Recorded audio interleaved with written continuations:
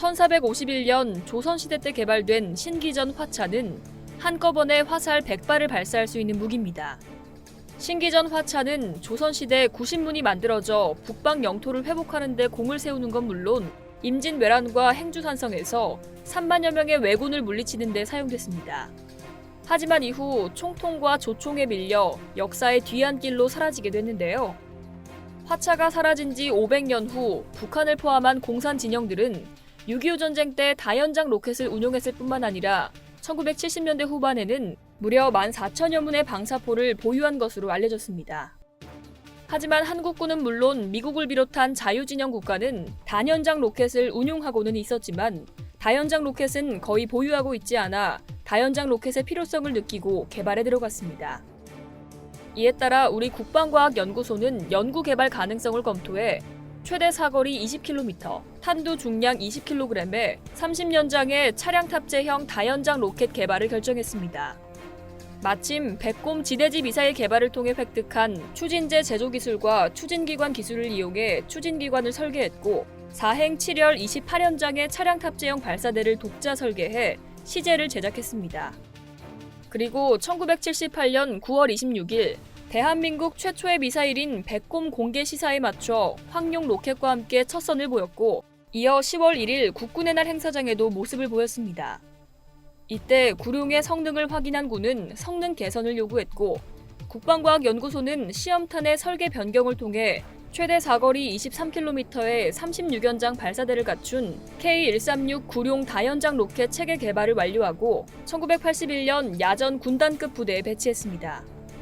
한국군이 1970년대 각종 무기체계 개발에 나섰을 때 많은 부분을 미국의 기술 자료에 의존하고 모방하며 국산화를 이뤄나갔지만 구룡은 이런 이점을 누릴 수 없었습니다.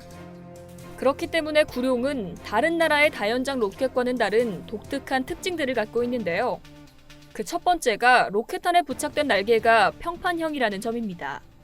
일반적으로 다른 로켓탄에는 원통형 탄체를 둥글게 감싸듯이 휘어지게 제작한 곡면형 날개를 씁니다. 개발 초기에는 곡면형 날개를 일일이 직접 제작해 비행 시험도 했지만 당시 우리나라 산업기술 수준으로는 모든 날개를 정밀하고 동일하게 대량으로 제작해내기 어려웠습니다. 이 때문에 결국 제작이 용이한 평판형 날개를 설계해 제작했는데 다행히도 비행이 상당히 안정적인 것으로 나타났습니다.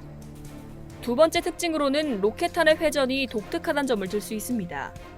로켓은 발사 후 안정적인 비행을 위해 회전하게 되는데요.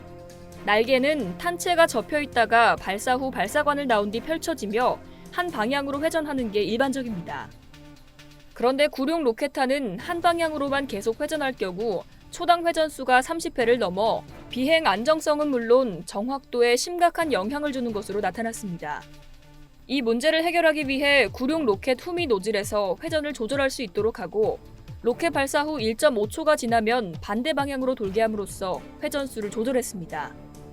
개발 경험이 전무한 나라에서 시도하기 어려운 상식적인 궤도에서 벗어난 모험적인 도전이었지만 이와 같은 창의적인 도전을 통해 비행 안정성은 물론이고 정확도가 향상되는 결과를 얻을 수 있었습니다. 구룡은 1981년 야전부대에 작전 배치된 이래로 30여 년이 넘는 현재까지 야전포병의 핵심 전력으로서 그 임무를 다하고 있습니다. 현재 육군에서 사용 중인 개량된 구룡은 길이 2.54m, 중량 64kg 로켓을 36연장까지 실을 수 있습니다. 발사 속도는 한 발에 0.5초, 최대 사거리는 개량형 기준 36km입니다. 이제 구룡은 차기 다연장 발사 체계로 개발 배치되고 있는 천무에게 그 임무를 넘겨주고 있지만 2010년 북한이 연평도 포격 도발을 일으킨 후 구룡이 대북 대응 무기 체계로서 서해 5도에 배치됐다는 점은 여전히 유용하고 신뢰할 수 있는 무기 체계임을 증명하고 있습니다. 이상 K-디펜스였습니다.